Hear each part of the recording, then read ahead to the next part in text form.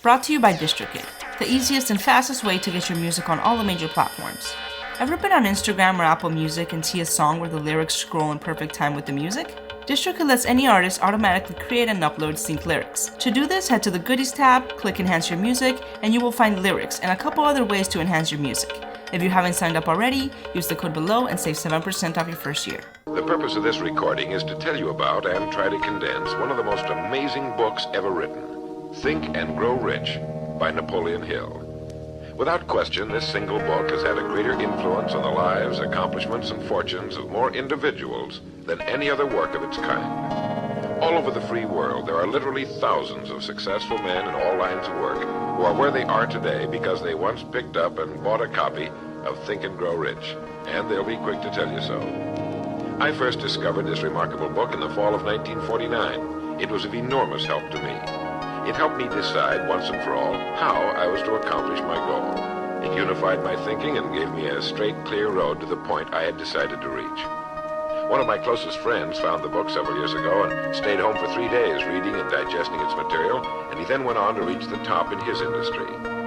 I've sat in richly paneled, carpeted executive offices and listened to world-famous business leaders, some of them old enough to be my father, tell me that everything worked out fine after they had read Think and Grow Rich. Now, what's the secret of this amazing book? Why has this book, out of all the thousands of self-help books, remained the one towering giant? I think to understand this, you have to know Napoleon Hill as I do. He certainly was not the first man to be appalled at the poverty and seemingly endless struggle and lack of direction he saw about him as a boy and as a young man, nor was he the first to write on the subject. But he possessed two unique, highly developed abilities seldom found in one man. The first was in the manner in which he approached his subject. Napoleon Hill went after the answers to achievement in the same way a scientist seeks to open to the light of reason a secret of nature. He went after the solution to accomplishment in the same way Thomas Edison discovered the solution to the electric light, relentlessly, indefatigably, implacably, until the truth, which had been there all the time, was revealed to him. His second important ability was the knack or skill of writing about his findings in such a way that it was instantly understood intellectually, but what is perhaps even more important for this particular subject, understood emotionally as well. When the last page of Think and Grow Rich was read, the hand which put the book down on the table was a different hand. The man who then stood and walked out into the world was a different, a changed man. The suffocating, entangling webs of self-imposed frustration and indirection had fallen away, and now the way was clear. The man was now the possessor of the unique, unseen talent for turning dreams into reality, thoughts into things. So-called fate or the idle effects of exterior circumstances were no longer in command. He who had been a passenger was now, suddenly, the captain. To begin, we have to understand the simple truth, the principle or philosophy which lies as the supporting structure of this work. Unless whatever it is you build is based on truth, you will end with the entire structure fallen and scattered about you like the armor of Homer's ancient warriors. It simply cannot stand. It cannot withstand the test of time. The reason Think and Grow Rich has withstood the test of time is because it rests on the broad, clean foundation upon which may also be found every accomplishment of man. The clear, unchallengeable fact that everything begins with an idea. A philosophy based on the fact that riches of every kind begin with the state of mind, that one may start with nothing but thoughts, ideas, and organized plans. Thoughts are things, incredibly powerful things, when mixed with definiteness of purpose, persistence, and a burning desire for their translation into material objects or riches, riches being whatever it is you happen to want. Wise men have been saying this for centuries, and just recently Charles A. Cerami wrote, "The truth is that the human mind is as real an organism as any muscle in the body, but far greater in potential power. And like muscle fiber, it can be strengthened to lead on to unimagined conquests." So this, then, is the truth on which Think and Grow Rich is based. If you know what you want, and if you want it strongly enough to muster the kind of persistence that simply cannot be stopped, you will most certainly achieve it. By controlling your mind, you can control your destiny here on Earth.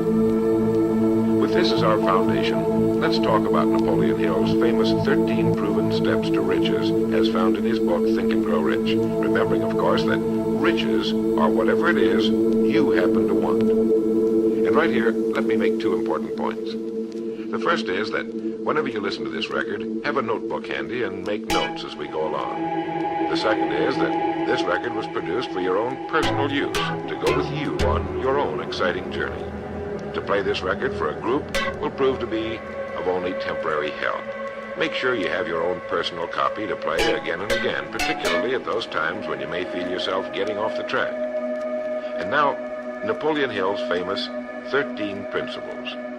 You will notice that we have separated each principle by banding them on the record. In this way, you're given quick access to any particular principle to which you may wish to return for reference. The first principle, desire. Here is the starting point for all achievement, the first step toward riches. But it's right here that we so often run into a stumbling block. A person will say, I know what I desire, but can I get it? We'll get into this business of doubt later, but once and for all, let's clear up this point. This point of whether or not you can accomplish that which you desire with all your heart. I think it was best expressed by Emerson, who wrote, there is nothing capricious in nature, and the implanting of a desire indicates that its gratification is in the constitution of the creature that feels it. In other words, you would not have the desire unless you were capable of its achievement. Each of us has a built-in governor, and our desires are modified by our abilities and leanings. Whatever it is that you desire with all your heart, understand once and for all that it can and should be yours.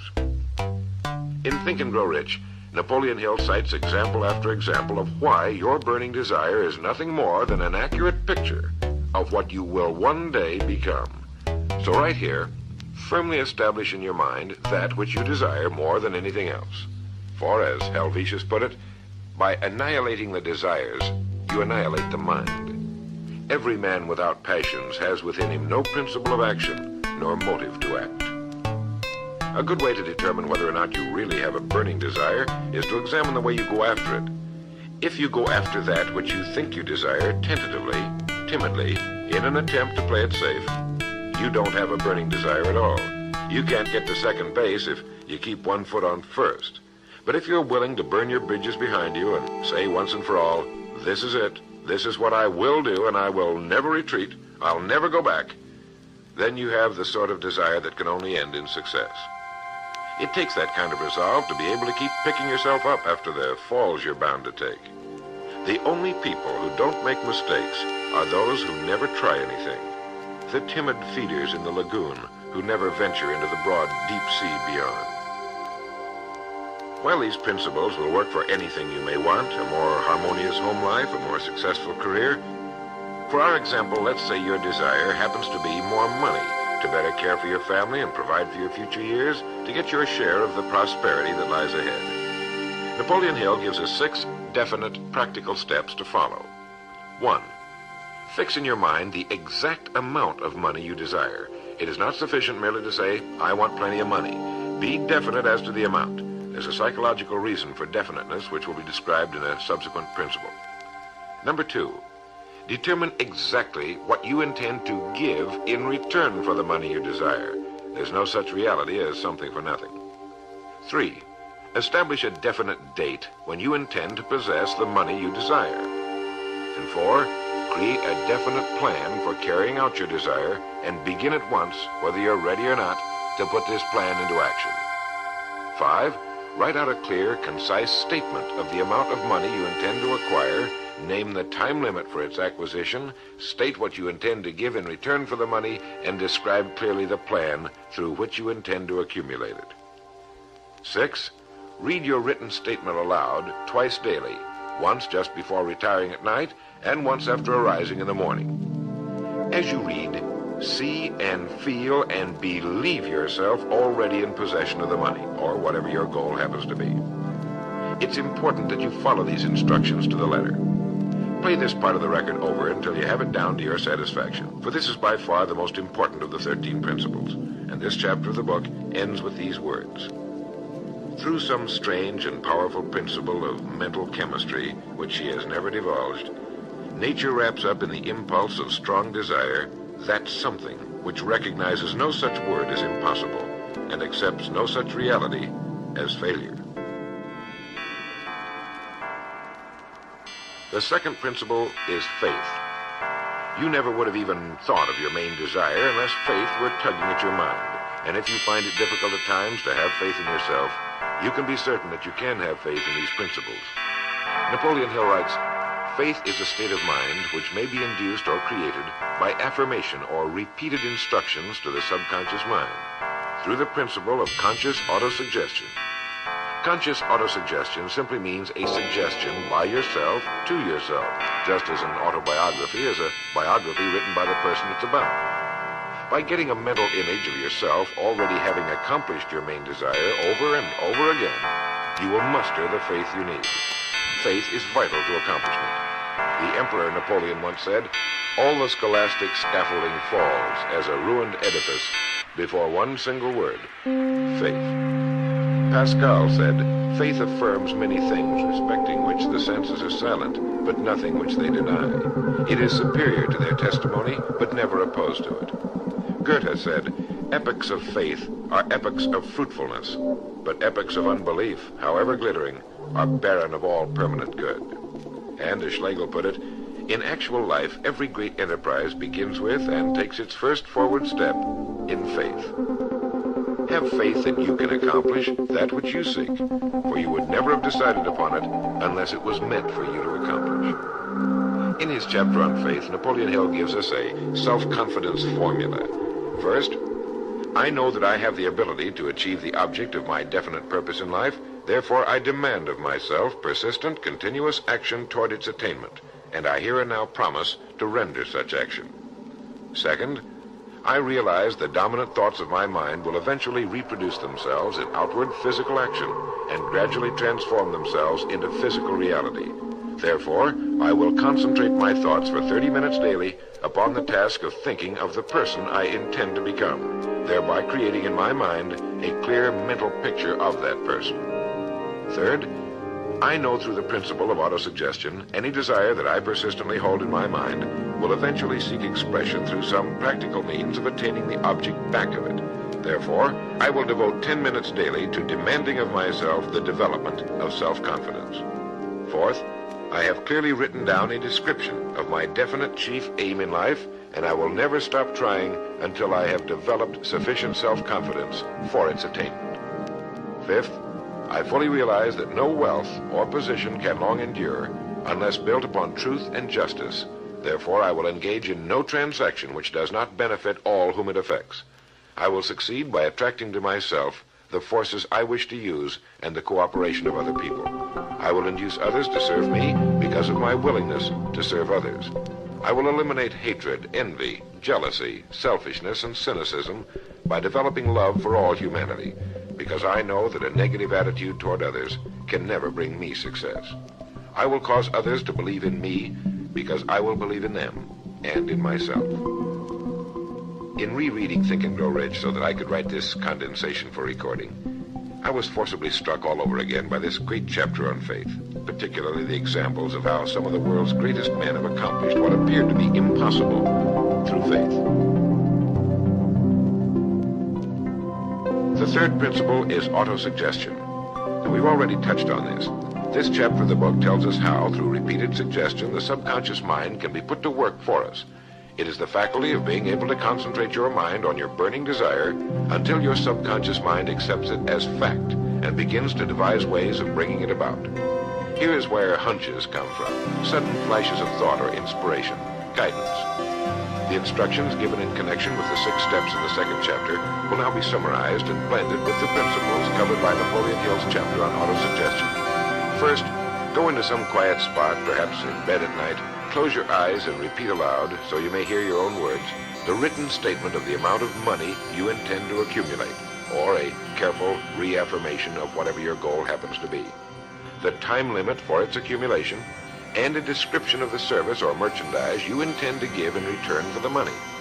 As you carry out these instructions, see yourself already in possession of your goal.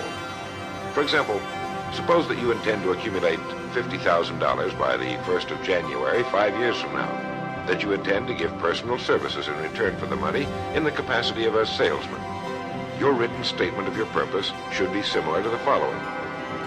By the first day of January 19, whatever it happens to be, I will have in my possession $50,000, which will come to me in various amounts from time to time during the interim.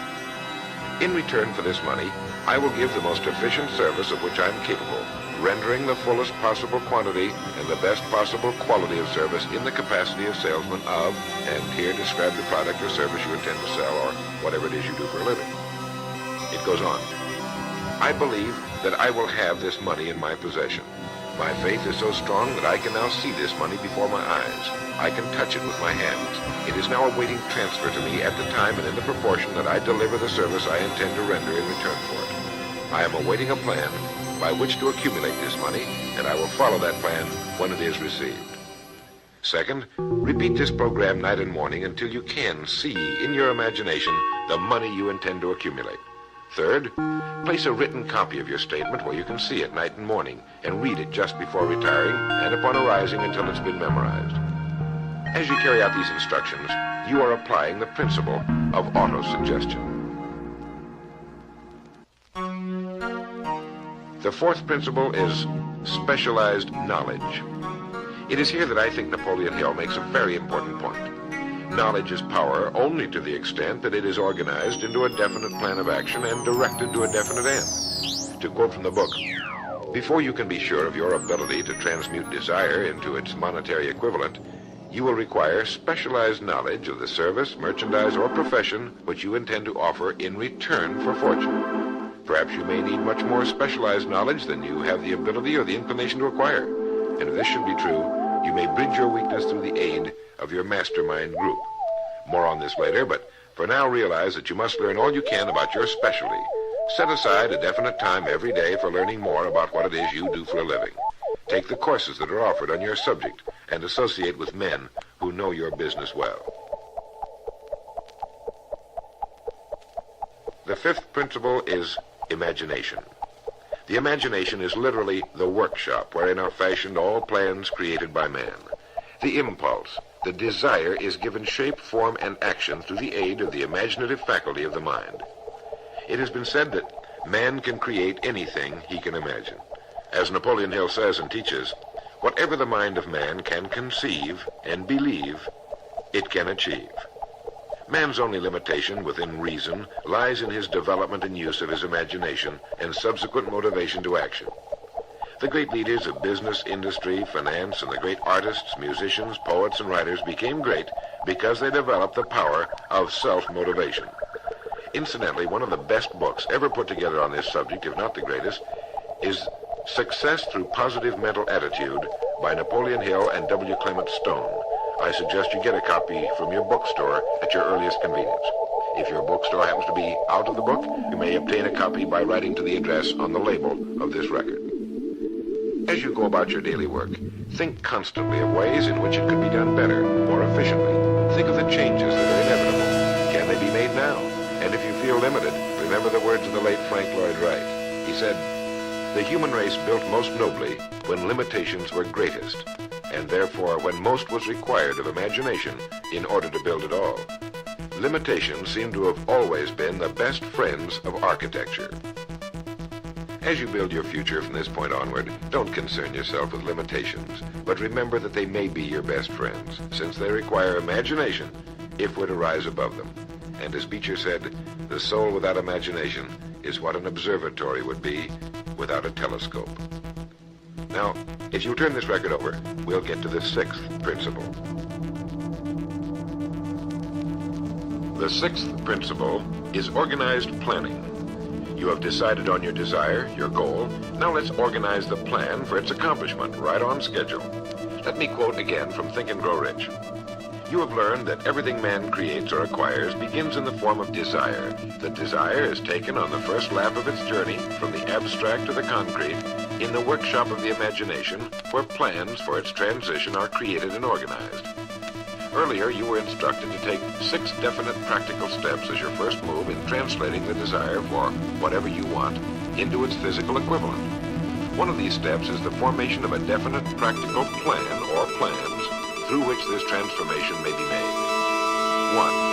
Ally yourself with one or more persons, a group of as many people as you may need for the creation and carrying out of your plan or plans for the accumulation of the money you've established as your goal. Making use of the mastermind principle. This is important. 2. Before forming your mastermind alliance, decide what advantages and benefits you may offer the individual members of your group in return for their cooperation. No one will work indefinitely without some form of compensation, although this may not always be in the form of money. 3. Arrange to meet with the members of your mastermind group at least twice a week, and more often if possible, until you have jointly perfected the necessary plan or plans for the accomplishment of your goal. 4. Maintain perfect harmony between yourself and every member of your mastermind group. Keep in mind these facts. First, you're engaged in an undertaking of major importance to you. To be sure of success, you must have plans which are faultless. Second, you must have the advantage of the experience, education, native ability, and imagination of other minds. This is in harmony with the methods followed by every person who has risen above the average.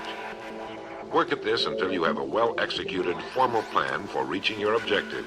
In this way, you're never confused or wondering what you should do next. Every morning you know exactly what you're going to do and why. It is in this chapter of Think and Grow Rich that Napoleon Hill gives us his 11 qualities of leadership. 1. Unwavering courage. 2. Self-control. 3. A keen sense of justice. 4. Definiteness of decision. 5. Definiteness of plans. 6. The habit of doing more than paid for. 7. A pleasing personality. 8. Sympathy and understanding. 9. Mastery of detail. 10. Willingness to assume full responsibility. And 11. Cooperation. The chapter on organized planning is one of the largest and most important in the book. It goes without saying that a man without a plan to follow is like a ship without a course. No place to go, with disaster a probability. The 7th principle, decision. The mastery of procrastination. To quote, accurate analysis of over 25,000 men and women who had experienced failure disclosed the fact that lack of decision was near the head of the list of the 30 major causes of failure. This is no mere statement of a theory, it is a fact. Procrastination, the opposite of decision, is a common enemy which every man must conquer. Analysis of several hundred people who had accumulated fortunes well beyond the $1 million mark disclosed the fact that every one of them had the habit of reaching decisions promptly and of changing these decisions slowly if and when they were changed. People who fail to accumulate money without exception have the habit of reaching decisions, if at all, very slowly and of changing these decisions quickly and often. A definite objective makes reaching prompt decisions that much easier. Napoleon Hill gives many examples, one of which is the case of Henry Ford. One of Henry Ford's most outstanding qualities was his habit of reaching decisions quickly and definitely and changing them slowly. This quality was so pronounced to the late Mr. Ford that it earned for him the reputation of being obstinate. It was this quality which prompted Mr. Ford to continue to manufacture his famous Model T, the world's ugliest but for the time most practical car, when all of his advisors and many of the purchasers of the car were urging him to change it. Perhaps he delayed too long in making the change, but the other side of the story is that his firmness of decision yielded a huge fortune before the change in model became necessary, and the company is certainly none the worse for it today. When you make up your mind, stay with it. The majority of people who fail to make the grade are generally easily influenced by the opinions of others, easily swayed. They permit the newspapers and the gossiping neighbors to do their thinking for them. Opinions are the cheapest commodities on earth. Keep your own counsel when you begin to put into practice the principles we're describing here. By reaching your own decisions and following them, take no one into your confidence except the members of your mastermind group, and be very careful in your selection of this group, that you choose only those who will be in complete sympathy and harmony with your purpose. Close friends and relatives, while not meaning to do so, often handicap one through opinions and sometimes through ridicule. Thousands of men and women carry inferiority complexes with them all through life because some well-meaning but ignorant person destroyed their confidence through opinions or ridicule. If a decision is worth anything at all, it's worth sticking to until it's been completely worked. The 8th principle, persistence. Napoleon Hill defines persistence as the power of will. Willpower and desire, when properly combined, make an irresistible pair. Persistence to an individual is what carbon is to steel. In uncounted thousands of cases, persistence has stood as the difference between success and failure. It is this quality more than any other that keeps the majority from great accomplishment. They'll try a thing, but as soon as the going gets tough, they fold. Experience with thousands of people has proved that lack of persistence is a weakness common to the majority of men. It is a weakness which may be overcome by effort. If you're to accomplish the desire you've set for yourself, you must form the habit of persistence. Things will get dark. It will seem as though there's no longer any reason to continue. Everything in you will tell you to give up, to quit trying. And it's right here that the men are separated from the boys. It's right here that if you'll go that extra mile and keep going, that the skies will clear, and you'll begin to see the first signs of the abundance that is to be yours because you had the courage to persist. With persistence will come success. Persistence is a state of mind. Therefore, it can be cultivated. Like all states of mind, persistence is based upon definite causes, among them these. 1, definiteness of purpose, knowing what you want. 2, desire. 3, self-reliance. 4, definiteness of plans. 5, accurate knowledge, knowing that your plan is sound. 6, cooperation. Sympathy, understanding, and harmonious cooperation with others tend to develop persistence. 7, willpower. 8, habit. Persistence is the direct result of habit. The 9th principle, power of the mastermind. It is in this section that Napoleon Hill describes the importance of forming a group of individuals sympathetic to your desire. They may be individuals with similar plans. A mastermind group can be made up of 2 or more individuals. No 2 minds ever come together without thereby creating a third invisible, intangible force, which may be likened to a third mind. You may have noticed many times that by discussing something with another individual, you suddenly get good ideas as a result of this association. Ideas you would not have gotten without this association. The same thing happens to the other person. A lot of good ideas have been born in individual minds as a result of having met in committee. Associating with your mastermind group is not meant as a means of letting others do your thinking for you. Far from it. It is to stimulate your own thinking through the association with other minds. No one knows everything. The more sympathetic minds you get together, and by sympathetic I mean working for a common purpose, the more related information is going to be available. And great ideas are a combination of related information. So pick the member or members of your mastermind group with care. Make sure they're people you respect and who are hardworking and conscientious. You'll have a lot of fun, and you'll all reach your goals just that much sooner. The 10th principle could be called enthusiasm. That is, the enthusiasm that comes from the channeling of all bodily drives into positive, worthwhile outlets. It is in this chapter that Napoleon Hill describes the importance of the woman, the one and only woman, in the achievement of a worthwhile goal. It seemed quite significant to Mr. Hill that practically every great leader was a man whose achievements were largely inspired by a woman. When things get tough, and you can count on it, they will, you may be deserted by what you thought were friends. But if you've got a good woman, you'll never be alone. She'll be willing to start over again if necessary, and she'll give you the new enthusiasm that comes through her faith in you. Having someone to love is having someone to share your success and accomplishments, to give you the praise that all of us need from time to time. A man can become successful without a wife and family, but all the real joy is taken out of it. Take care of your wife and children as your greatest possessions. The 11th principle has to do with the subconscious mind. The subconscious mind consists of a field of consciousness in which every impulse of thought that reaches the objective mind through any of the 5 senses is classified and recorded, and from which thoughts may be recalled or withdrawn as letters may be taken from a filing cabinet. It receives and files sense impressions or thoughts, regardless of their nature. You may voluntarily plant in your subconscious mind any plan, thought, or purpose which you desire to translate into its physical or monetary equivalent. The subconscious acts first on the dominating desires which have been mixed with emotional feeling, such as faith. Your subconscious mind works night and day. Through a method of procedure unknown to man, the subconscious mind draws upon the forces of infinite intelligence for the power with which it voluntarily transmutes one's desires into their physical equivalent, making use always of the most practical media by which this end may be accomplished. You cannot entirely control your subconscious mind, but you can voluntarily hand over to it any plan, desire, or purpose which you wish transformed into concrete form. No one knows very much about what we call the subconscious or unconscious mind. We do know that it is incalculably powerful and can solve our problems if we go about using it the right way.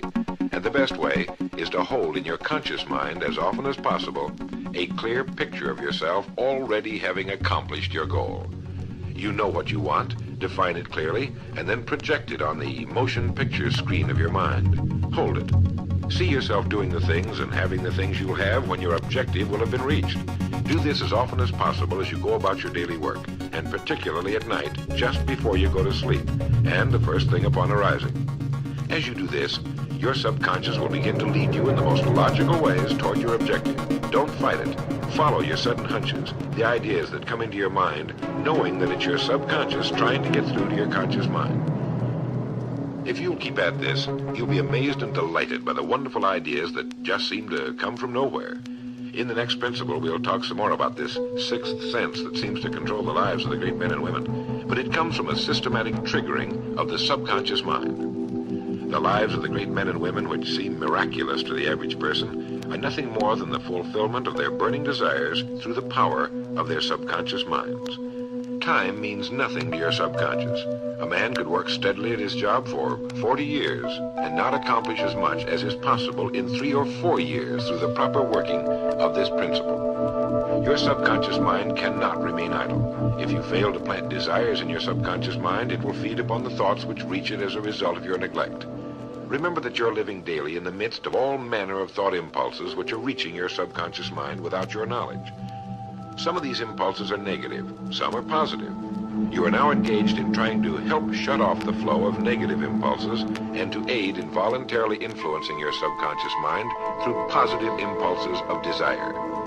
When you achieve this, you will possess the key which unlocks the door to your subconscious mind. Bulwer wrote, "The man who succeeds above his fellows is the one who, early in life, clearly discerns his object, and toward that object habitually directs his powers. Even genius itself is but fine observation strengthened by fixity of purpose. Every man who observes vigilantly and resolves steadfastly grows unconsciously into genius." The key word there is unconsciously. Know what you want. Decide once and for all that it will be yours, remain steadfast on course, propelled by faith, and your subconscious or unconscious mind will do the rest. The 12th principle, as outlined in Think and Grow Rich by Napoleon Hill, has to do with the brain. If you had access to all the wealth in the world and took a penny, you would be doing exactly what you very probably have been doing in the use of your brain. Nothing in the world is more pitiful than the misunderstanding by the average person of the power of his brain and the minds to which it is connected, the conscious and the subconscious. You own in your brain the most marvelous, miraculous, inconceivably powerful force the world has ever known. Take, for example, the fact that the number of lines which connect the brain cells with one another equal the figure 1 followed by 15 million ciphers. It has been determined that there are from 10 to 14 billion cells in the average human cerebral cortex. It is inconceivable that such a network of intricate machinery should be in existence for the sole purpose of carrying on the physical functions incidental to growth and maintenance of the physical body. This is the mechanism that has given us the supersonic airplane, our deep rocket probes into outer space, the sciences, the arts, all that we know and use today and will use tomorrow, have hatched from this small gray mass each of us carries around. Can you doubt, even for a moment, that it can bring you and yours everything you want here on Earth? Of course it can. If you will recognize your power as an individual and stop acting like those who have never even thought about it. Give it the job you've decided to accomplish and watch it handle it. The The 13th and final principle is called the sixth sense. The sixth sense can be described as the sense through which infinite intelligence may and will communicate voluntarily without any effort from or demands by the individual. This principle is the apex of the philosophy. It can be assimilated, understood, and applied only by first mastering the other 12 principles. The sixth sense is that portion of the subconscious mind which has been referred to as the creative imagination. It has also been referred to as the receiving set, through which ideas, plans, and thoughts flash into the mind. The flashes are sometimes called hunches or inspirations. The sixth sense defies description. It cannot be described to a person who has not mastered the other principles of this philosophy, because such a person has no knowledge and no experience with which the sixth sense may be compared. The sixth sense is not something that one can take off and put on at will. Ability to use this great power comes slowly through application of the other principles we've outlined. Many individuals come into a workable knowledge of the sixth sense even before the age of 40. But more often the knowledge is not available until one is well past 50. And this for the reason that the spiritual forces with which the sixth sense is so closely related do not mature and become usable generally except through years of meditation, self-examination, and serious thought. But begin to develop it now by applying the principles we've talked about here. Remember this: man can create nothing which he does not first conceive in the form of an impulse of thought. Man's thought impulses begin immediately to translate themselves into their physical equivalent, whether those thoughts are voluntary or involuntary. Keep fear out of your mind by concentrating on the mental picture of your goal, your greatest desire. Now, I want to mention that Think and Grow Rich as a book carries more endorsements by great men who knew of its truth than any other book of its kind ever written. I'll touch on only a few. All of these great men actually endorsed Napoleon Hill's principles. Former President of the United States, William Howard Taft. F.W. Woolworth wrote that he had built his great chain of stores by applying many of these principles. Robert Dollar, who built the great Dollar steamship line, wrote, "If I had had this philosophy 50 years ago, I suppose I could have accomplished all that I've done in less than half the time. I sincerely hope the world will discover and reward you." Samuel Gompers wrote that the mastery of these principles is the equivalent of an insurance policy against failure. President Woodrow Wilson. John Wanamaker, the merchant prince, wrote, "I know that your fundamentals are sound because I've been applying them in my business for more than 30 years. George Eastman, the world's largest maker of cameras, Thomas Edison, Luther Burbank, Theodore Roosevelt, E.M. Statler, John D. Rockefeller. I think you know that the endorsements of these great men could not have been bought with all the money in the world. What we have been talking about here can change your life, can bring you anything and everything worthwhile you want in life for yourself and your family. Cut yourself away from the average, from the mediocre, and chart your course on the dream in your heart. These 13 principles will never let you down, as long as you use them. And now, it is with great pleasure that I give you the author himself, Napoleon Hill. Thank you, Earl Nightingale. The message which you who are listening have just heard has brought you within 3 short steps of the supreme secret of success. The same secret which has brought happiness, peace of mind, and financial success to countless thousands of people who have read Think and Grow Rich. The same secret which has made master salesmen out of ordinary order takers. And the same secret which has brought friendship, love, and marriage to men and women who have come under the spell of the 13 principles which Earl Nightingale has just described. You desire the better things of life, or you wouldn't be listening to this record. Come with me then, and I will help you chart your course so you may acquire whatever it is that you desire most in life by following these instructions. 1. Condition your own subconscious mind to work for you while you sleep as well as when you are awake. You can do this by playing this record to yourself every night, just before you retire. Then, before you go to sleep, after hearing the record, write out a clear statement of what you wish to accomplish the following day, and request your subconscious mind to work during the night and provide you with the plan you will need to achieve your purpose. 2. Form a personal mastermind group of 2 or more people who are closely associated with you. They can be members of your family, your business, or your professional associates, or people who work where you are employed. And play this record in their presence at least once a week.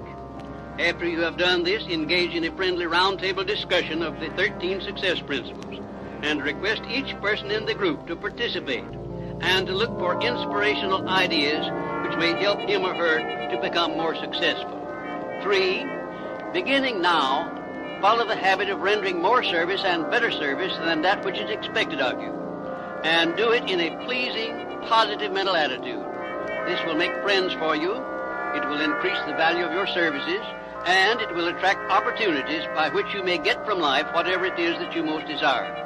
Follow these instructions to the letter, and you will surely see the day when you can express a prayer of gratitude for having had the privilege of hearing and acting on the message which Earl Nightingale has given you through this record.